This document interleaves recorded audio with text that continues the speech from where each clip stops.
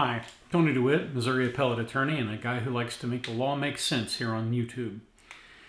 I want to talk today about something that most people aren't even aware of. It's called implicit bias, and I want to give you an example and talk about that as it relates to the law.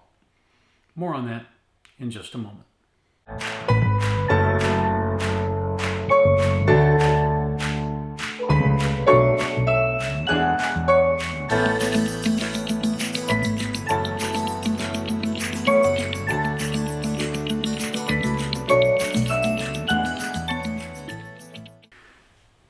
There is a concept called the soft bigotry of low expectations.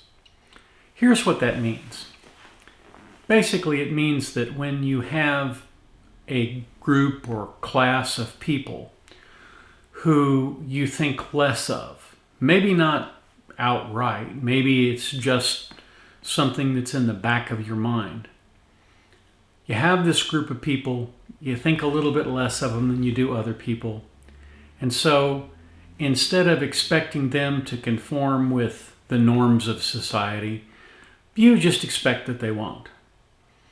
It's called the soft bigotry of low expectations, and it's wrong. And it comes about as the basis of implicit bias. Implicit bias is a bias that you're not really aware that you have, but it's very evident sometimes. You may recall the quotation of Joe Biden. Poor kids are just as bright and just as talented as white kids. Which, when translated through the lens of implicit bias, means that he thinks that children of color are somehow less. They have less money, they are less wealthy than white kids.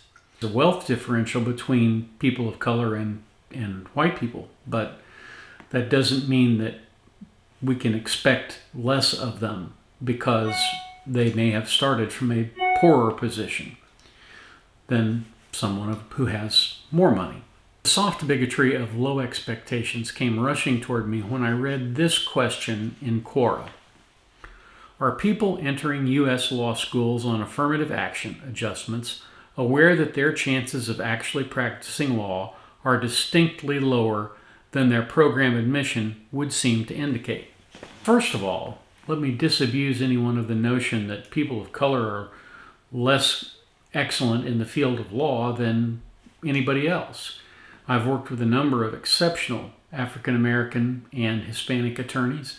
They have all done well, and anybody who gets through law school with decent grades is going to be able to practice law and be able to do quite well in it.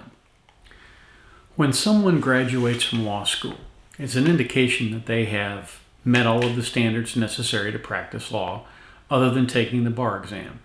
If they take the bar exam and they pass the bar exam, I can guarantee you that they're going to be recruited. And people of color are recruited just as frequently as non-people of color or people of non-color, or however you want to think about it. We should all be recruited equally. That isn't always the case. I wouldn't lie to you and tell you that we're a colorblind society, because we're not. But sometimes that colorblindness works for people instead of against them, and oftentimes it works against them instead of for them. Whether it evens out or not is something we need to come to an agreement on at some point in the future, but that point is not now. I just think that it's terrible that people would make the assumption that an African American or a person of color or Hispanic who got into law school would somehow be disadvantaged because of that. Instead, what it shows me is you have someone who worked very hard to get into a law school and worked very hard to get out of a law school.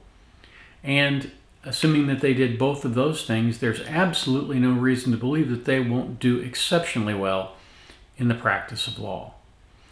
That's my take on the bigotry of low expectations as it applies to that Quora question.